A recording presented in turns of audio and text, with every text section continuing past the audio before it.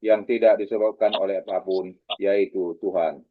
Tokohnya seperti Thomas Aquinas, Al-Farabi, dan Ibnu Sina.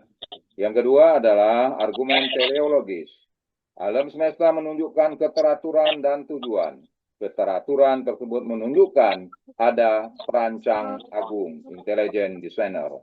Contoh, terjadinya pergantian siang dan malam, sistem tata surya, struktur tubuh manusia.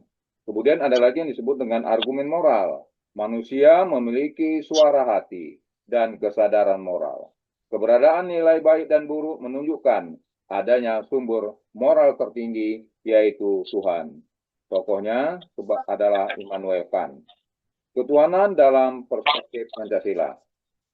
Ketuhanan yang Maha Esa memiliki karakteristik religius, mengakui keberadaan Tuhan, humanis, menghormati martabat manusia, toleran, menghargai keberagaman agama, moral, menjadi sumber nilai etika bangsa. Potensi manusia dalam perspektif ketuhanan. Yang pertama, hakikat manusia. Manusia adalah makhluk jasmani, rohani, individu, sosial, spiritual. Di dalam Islam, manusia disebut sebagai khalifah di muka bumi. Inni ja'ilun fil ardi khalifah. Sesungguhnya aku akan hendak menjadikan seorang khalifah di muka bumi. Al-Quran surah Al-Baqarah ayat 30. Potensi dasar manusia. Pertama, potensi fisik. Kemampuan biologis dan jasmani. Contoh kesehatan, kekuatan, ketahanan. Ada lagi potensi intelektual. Kemampuan untuk berpikir dan menalar. Al-Quran banyak mendorong manusia untuk berpikir atau tafakkur. Kompetensi manusia dalam perspektif ketuhanan. Kompetensi adalah kemampuan yang berkembang melalui pendidikan dan pengalaman. Ada namanya kompetensi spiritual, yakni kemampuan beriman, beribadah, bertakwa, bersyukur. Ada yang disebut dengan kompetensi intelektual, yakni kemampuan berpikir kritis, menganalisis, memecahkan masalah. Ada lagi yang disebut dengan kompetensi sosial, yakni kemampuan berkomunikasi, bekerjasama, menghormati perbedaan. Ada lagi yang disebut dengan kompetensi moral, yakni kemampuan untuk berlaku jujur, adil, bertanggung jawab. Sekarang kita akan membicarakan tentang hubungan ketuhanan dengan pengembangan potensi dan kompetensi manusia. Ketuhanan yang Maha Esa menjadi landasan pengembangan seluruh potensi manusia.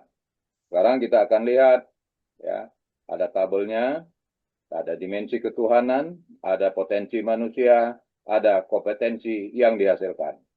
Definisi ketuhanan, keimanan. Potensi manusianya spiritual. Kompetensi yang dihasilkan takwa dan integritas. Dimensi ketuhanannya ilmu Tuhan. Potensi manusia intelektual. Kompetensi yang dihasilkan berpikir kritis. Dimensi ketuhanannya adalah kasih sayang Tuhan. Potensi manusianya sosial. Kompetensi yang dihasilkan empati dan toleransi.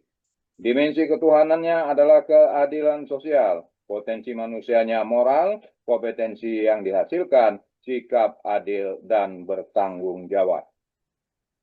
Dengan demikian, manusia tidak hanya menjadi makhluk yang cerdas secara intelektual, tetapi juga matang secara spiritual dan moral.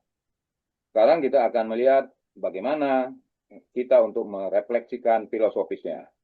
Dalam perspektif metafisika dan filsafat, ketuhanan yang Maha Esa bukan sekedar doktrin keagamaan, melainkan dasar ontologis keberadaan manusia dan alam semesta.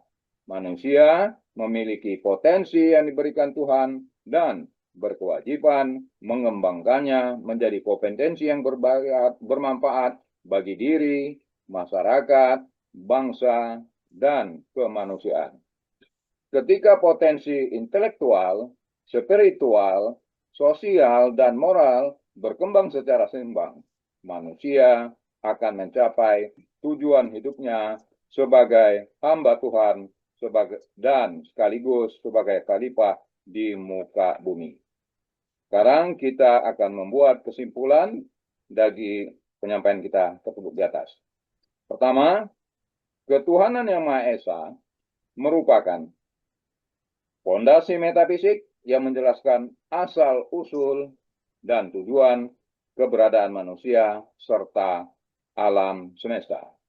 Yang kedua, filsafat ketuhanan mengkaji eksistensi dan sifat-sifat Tuhan secara rasional. Yang ketiga, manusia memiliki potensi fisik, intelektual, spiritual, dan moral yang semuanya itu berasal dari Tuhan. Keempat, potensi tersebut harus dikembangkan menjadi kompetensi spiritual, intelektual, sosial, dan moral. Yang kelima, ketuhanan yang Maha Esa menjadi landasan pembentukan manusia yang berilmu, berakhlak, dan bertanggung jawab terhadap kehidupan. Saya kira demikian materi kita. Nanti saya akan sampaikan kepada Anda ya materinya melalui WA Group. Bagaimana Wina? Apakah sudah siap di apa? Sudah, Pak.